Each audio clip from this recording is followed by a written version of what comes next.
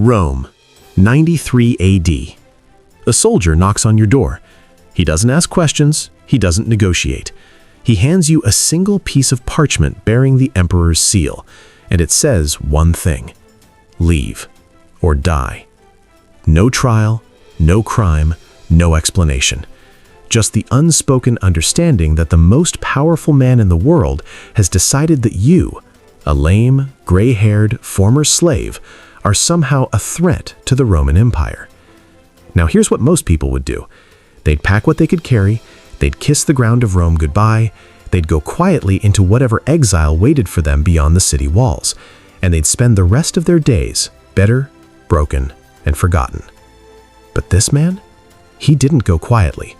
He went to a small town called Nicopolis, a backwater, a nobody's land on the western coast of Greece.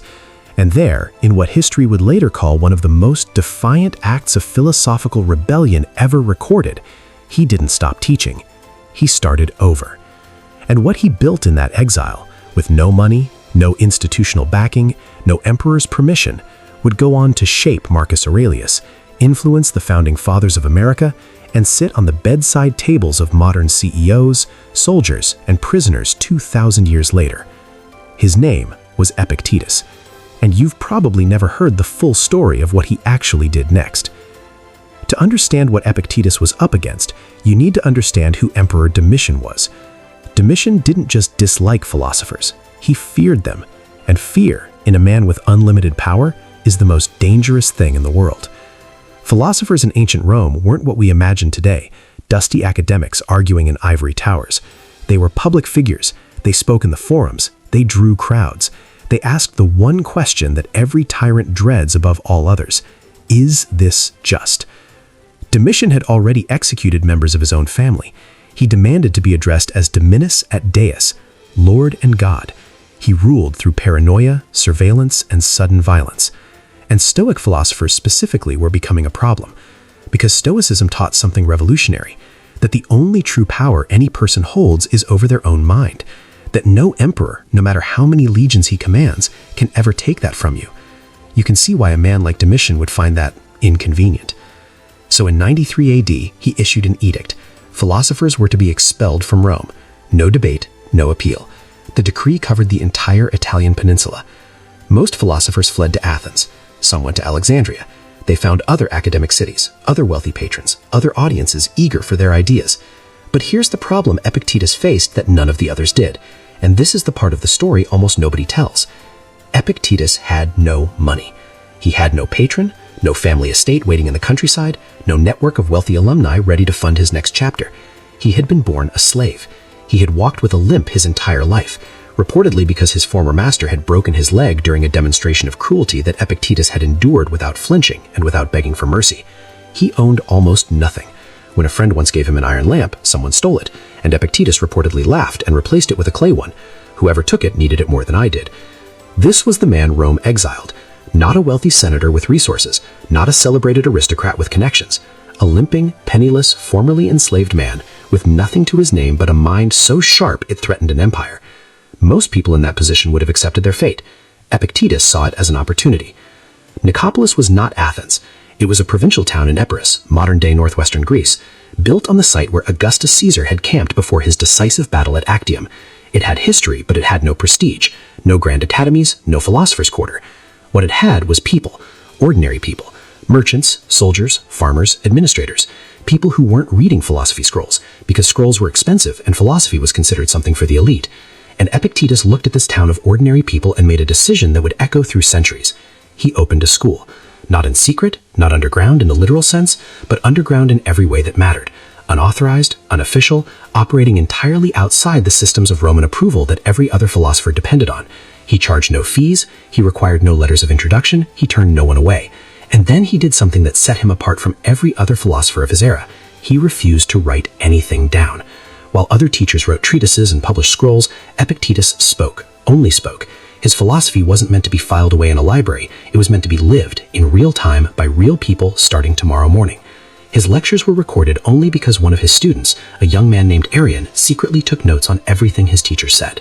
Arrian would later compile them into the Discourses and the Enchiridion, the texts that survive to this day. Think about that. The The entire foundation of Stoic philosophy as we know it exists because a student defied his teacher and wrote things down anyway. But what made Epictetus' school truly radical wasn't the location or the format, it was the content. In Rome, philosophy was largely theoretical.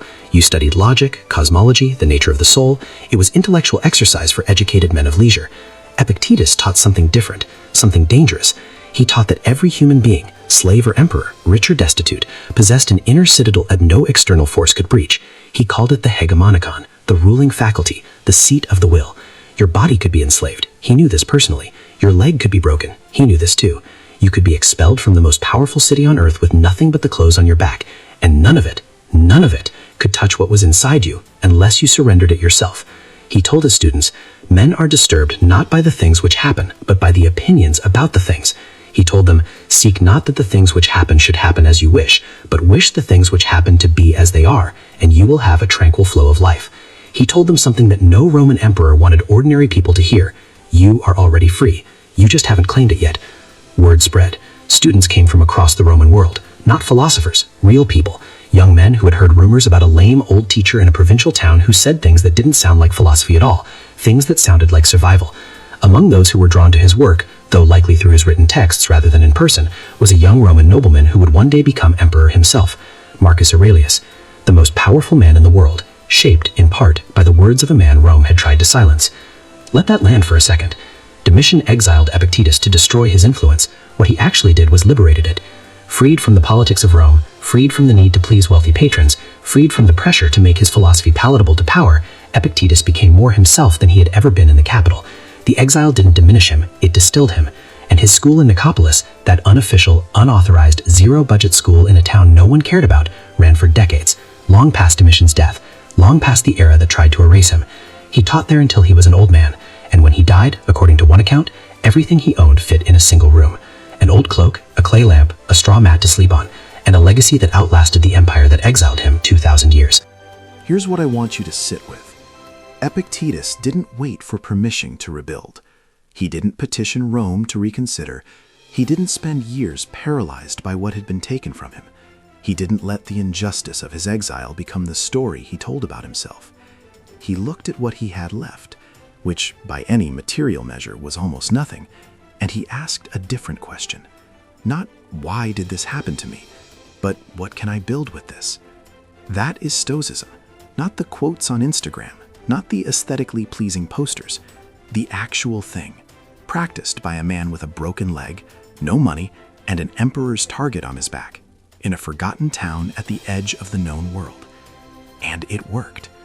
So the next time something is taken from you, a job, a relationship, a dream you had mapped out perfectly, I want you to remember a limping old man in Nicopolis, who turned exile into a school, who turned silence into philosophy, who turned nothing into everything, and who proved beyond any doubt that the one thing no one can ever expel you from is your own mind.